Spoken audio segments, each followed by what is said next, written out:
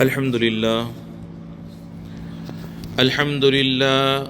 رب العالمین والصلاة والسلام علی خاتم المرسلین سیدنا محمد وعلی آلہ وصحبہ اجمعین ومن تبعہم بإحسان الی یوم الدین اما بعد۔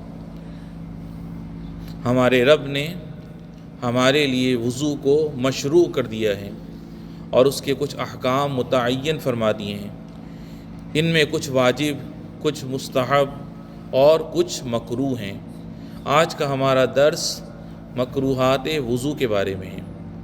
مکروہ وہ چیز ہے کہ اس کو چھوڑ دینے والے کو ثواب ملے گا اور کرنے کو کوئی گناہ نہیں ملے گا۔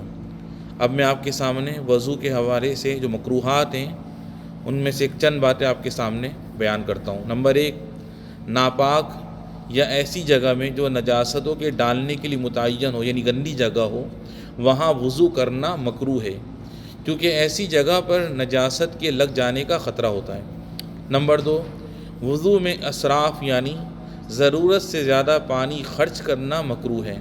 اللہ تعالیٰ نے فرمایا وَلَا تُسْرِفُوا إِنَّهُ لَا يُحِبُّ الْمُسْرِفِينَ، یعنی اسراف نہ کرو کیونکہ اللہ اسراف والوں کو پسند نہیں کرتا۔ نمبر 3، وضو میں 3 بار سے زیادہ کرنا، یعنی 3 سے زیادہ مرتبہ اعضائے وضو کو دھونا، یہ بھی مکروہ ہے۔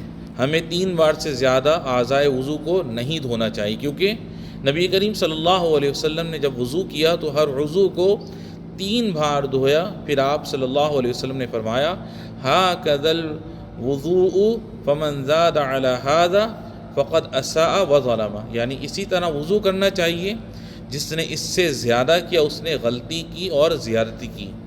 نمبر 4، وضو کے دوران اللہ تبارک و تعالیٰ کے ذکر کے علاوہ کوئی دوسری گفتگو کرنا مکروہات وضو میں سے ہے۔ چنانچہ حضرت ابو موسیٰ رضی اللہ عنہ سے مروی ہے، انہوں نے کہا کہ میں رسول اللہ صلی اللہ علیہ وسلم کے پاس آیا، آپ صلی اللہ علیہ وسلم نے وضو فرمایا، پھر میں نے آپ کو یہ دعا پڑھتے ہوئے سنا، اللہم اغفر لی ذنبی ووسع لی فی داری وبارک لی فی رزقی، یعنی اے اللہ میرے گناہ معاف کر دے، میرے گھر کو میرے لیے کشادہ کر دے اور میرے لیے میری روزی میں برکت عطا فرما۔ میں نے کہا اے اللہ کے نبی صلی اللہ علیہ وسلم، میں نے آپ کو یہ دعا کرتے ہوئے سنا، تو آپ صلی اللہ علیہ وسلم نے فرمایا وَهَلْ تَرَكْنَا مِنْ شَيْءٍ، یعنی کیا ان دعاؤں نے کچھ چھوڑا ہے؟ یعنی اس دعا میں بھلائی کی ساری چیزیں شامل ہیں۔ آخر میں عرض ہے کہ ہم پوری طرح وضو کرنے کے حریص ہوں، وضو کی سنتیں اور آداب اپنے بیٹوں اور بیٹیوں کو سکھائیں، کیونکہ وضو نماز کی کنجی ہے اور اس سے گناہ معاف اور درجے بلند ہوتے ہیں۔ اے اللہ ہمیں اپنے دین کی سمجھ عطا فرما، ہمیں فائدہ پہنچانے والی باتیں سکھا اور ہمارے اعمال قبول فرما۔